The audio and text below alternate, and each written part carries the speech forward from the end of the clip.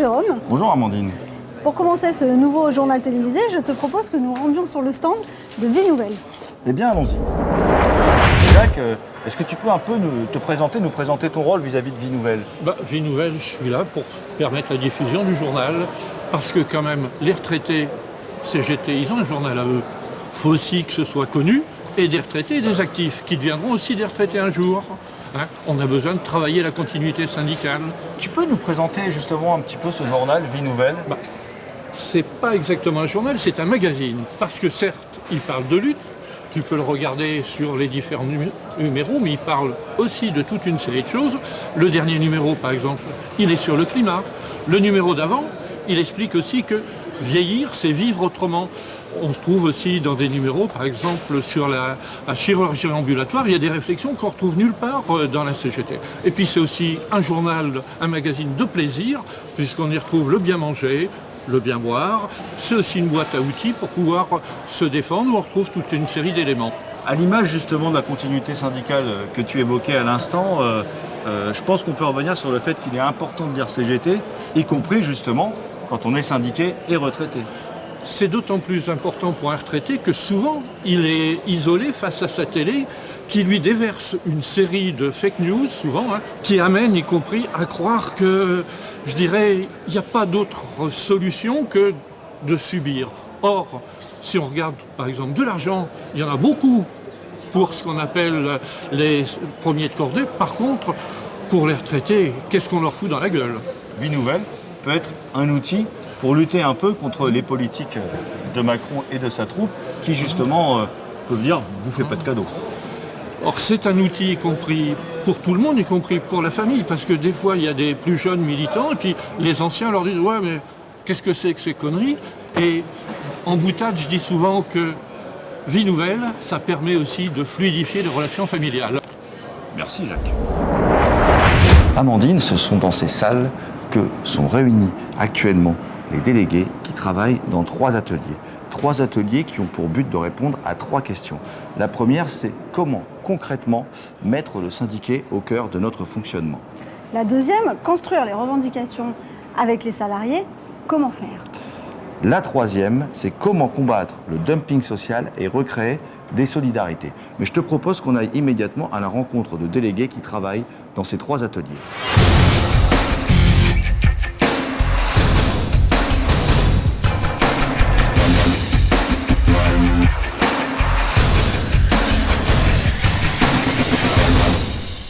Et la question était comment on fait pour pouvoir parler avec les collègues. Et donc je lui dis, nous on a trouvé une solution, c'est qu'on utilise au réseau l'heure d'ETC, qu'on appelle le temps de communication qu'il y a au niveau des guichets, où ça impacte tout le monde, les guichetiers, les comptables et surtout les conseillers financiers. Donc on utilise cette heure. Et en fait, je vais dire, les filles, on a des armes pour pouvoir jouer de plein de choses et pouvoir faire accepter, on va dire, à un directeur de secteur de nous laisser la place pendant 1 heure et de rester là et de pouvoir discuter avec les collègues de comment ils veulent travailler.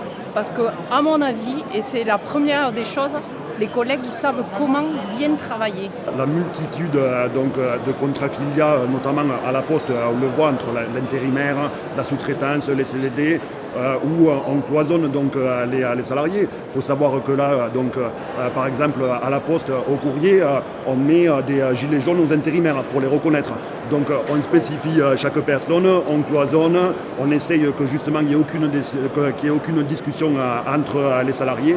Donc il est de notre devoir et de notre but justement de recréer ces discussions par l'intermédiaire justement des visites de service, de voir aussi avec les syndiqués, d'aller à la rencontre des intérimaires, des CDD. C'est pas parce qu'on a un statut différent qu'on n'est pas collègue.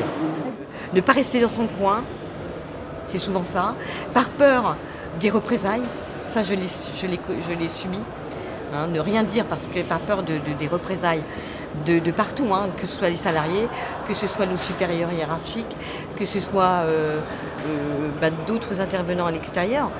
Et je crois que je ne sais pas quelle est la solution. Parce que ça, changer les mentalités, c'est presque déplacer une montagne, je pense. Enfin, je sais, voilà, moi c'est mon avis. Nous sommes avec Alain Gautron. Alain qui a signé donc, le livre « Une biographie syndicale et politique de Georges Frischmann », publié par l'IHS. J'ai eu la chance de côtoyer Georges Frischmann. C'est un personnage extraordinaire par sa longévité.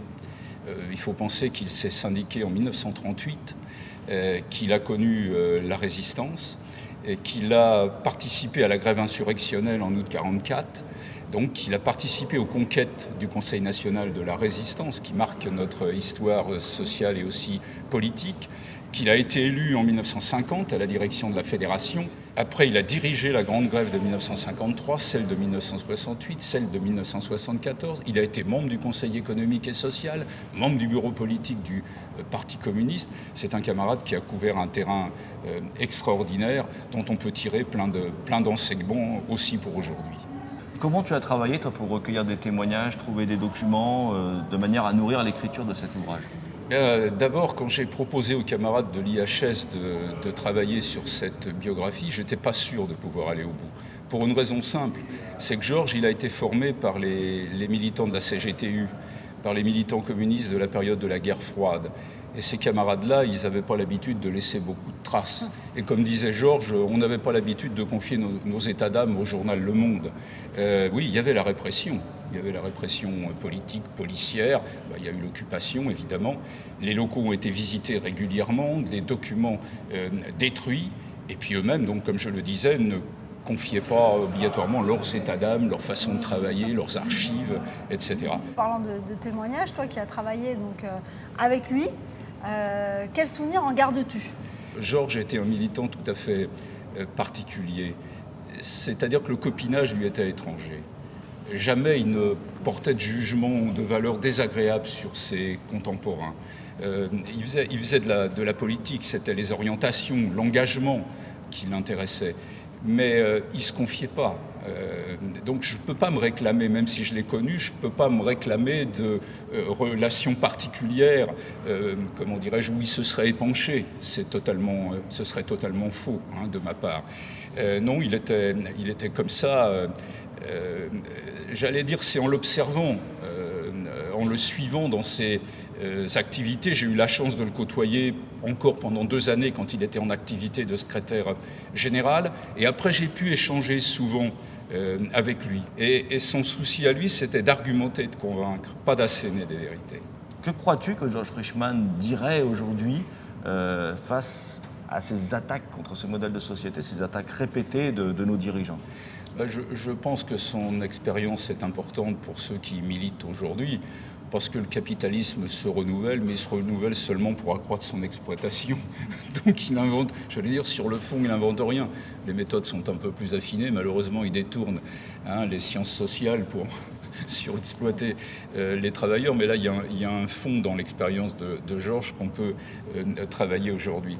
Mais il y a quelque chose de très fort. Moi, le meilleur syndicaliste, c'est toujours celui qui affronte les conditions de son époque. On ne peut pas comparer deux époques. C'était plus facile hier, moins facile. Enfin, non, on ne peut pas faire ce genre de comparaison. Mais surtout, il a tiré de ces gens-là, de cette génération-là, ce message, ne jamais baisser les bras. À Mandine, aujourd'hui se déroule un moment très important de notre 36e congrès de la CGT Femmes. Un moment de fraternité avec nos camarades d'outre-mer.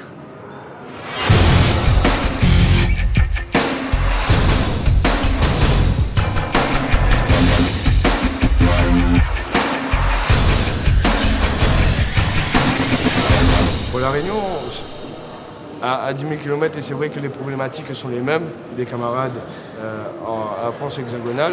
Donc aujourd'hui, d'être présent à ce congrès, dont ma première, est un moment fort avec les camarades, avec un échange enrichissant, des liens qui se créent d'amitié, solidarité et de fraternité. Pour ma part, pour la Guadeloupe, nous, à 8000 km de distance, on se rend compte que les problèmes que nous avons vus par rapport aux différents échanges qu'il y a eu depuis lundi sont exactement les mêmes, à proportions différentes, que ceux que nous rencontrons dans les Antilles.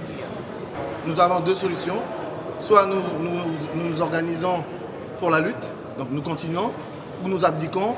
Et moi, je pense que ce sera la mort assurée. Donc moi, je pense que derrière, on s'organise et puis la solidarité va faire que forcément, nous allons de haute lutte gagner pas mal de batailles. Les échanges que nous avons déjà entendus permettent sont fondamentaux pour nous et permettent de tisser des liens d'amitié, de solidarité et de fraternité. Voilà le message qu'on peut se faire partir, parce que nous savons bien que nous sommes toujours plus forts avec toute la société. Puisqu'on vit la même chose dans les DOM, voire, comme on l'a dit, accentuer le sens négatif du terme sur la dégradation des conditions de travail, sur plein de choses. Mais vu ce qu'on a vu avant-hier sur, comment dirais-je, les adhésions, si j'ai un seul message à passer, c'est qu'on accentue les adhésions, parce que notre fédération en a besoin. Cher Jérôme, cette édition touche à sa fin. Eh bien oui Amandine. D'ailleurs, nous vous donnons rendez-vous dès demain pour le dernier JT de ce 36e congrès de la CGT Femmes.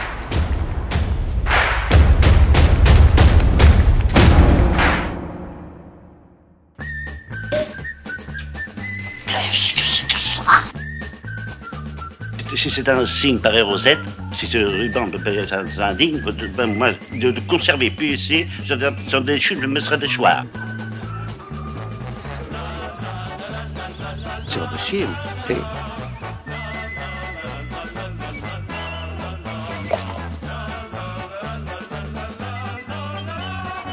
Mon Dieu. Antoine, qu'est-ce qui t'arrive, Antoine, mon Dieu, mon chéri?